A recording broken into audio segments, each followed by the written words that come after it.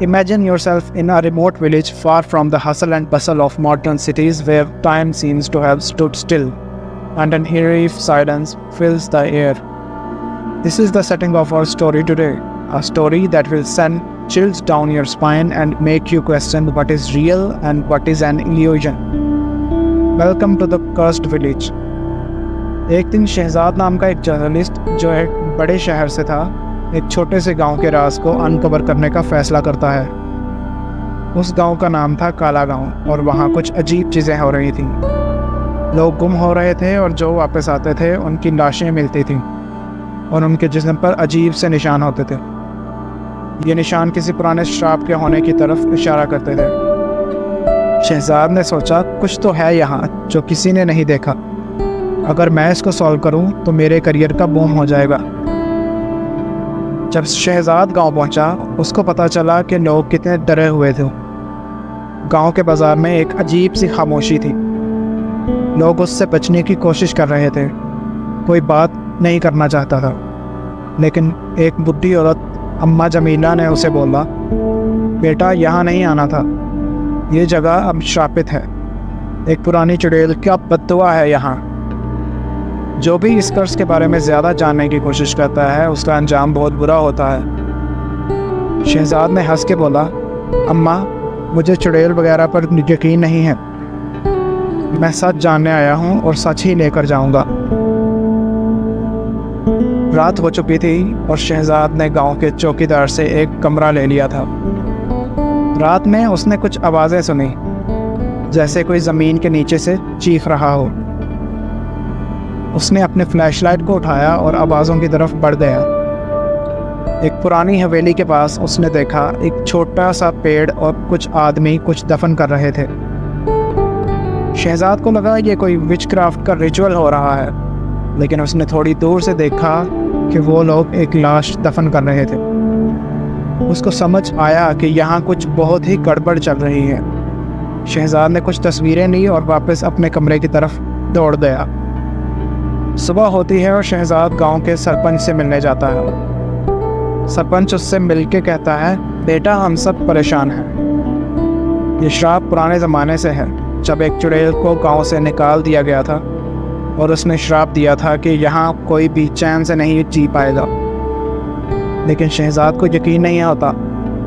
उसने अपनी इन्वेस्टिगेशन को आगे बढ़ाने का फ़ैसला किया। अपनी इन्वेस्टिगेशन के दौरान शहजाद एक पुराने मज़ार के पास पहुंचा,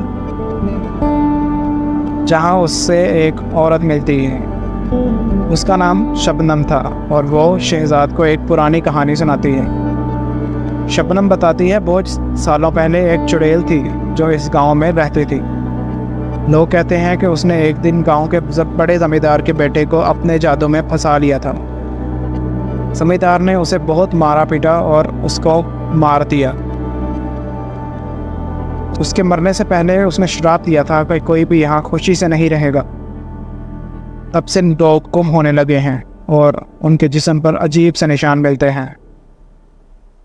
शहजाद सुन के थोड़ा हैरान हो गया, लेकिन फिर भी उसे यकीन नहीं हुआ। उसने सोचा कि शायद ये सब कुछ कहानियों में ही है, लेकिन जब उसने देखा कि लोग कितने डरे हुए हैं, उसको समझ आया कि यहाँ कुछ तो है। एक रात जब शहजाद अपने नोट्स देख रहा था, तभी उसके कमरे का दरवाज़ा ज़ोर से बंद हो गया। एक ठंडी हवा की लहर आई और उसको लगा जैसे कोई उसको देख रहा है। तभी उसकी आंखों के सामने एक परछाई दिखी, एक छोटी सी लड़की की जो रो रही थी। शहजाद ने डर के मारे अपने आंखें बंद कर ली। जब उसने आंखें खोली सब कुछ ठीक था, लेकिन उसके नोट्स में लिखा था वो आ रही है। शहजाद अब एक अजीब सी उलझन में था। एक तरफ उसे चुड़ैल और श्राप के राज को सॉल्व करना था, तो दूसरी तरफ उसको गांव के लोगों की सेफ्टी का भी ध्यान रखना था।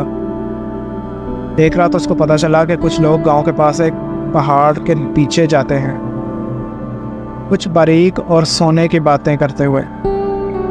शहजाद ने सोचा ये लोग वहाँ क्या कर रहे हैं। उसने उनका पीछा किया और देखा कि वहाँ एक छोटी सी सुरंग है। अंदर से आवाज़ें आ रही थी जैसे लोग काम कर रहे हों।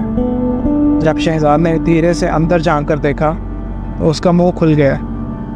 वहाँ एक पूरा गैंग काम कर रहा था एक छुपी हुई सोने की खदान में, और ये सब लोग गांव के ही थे।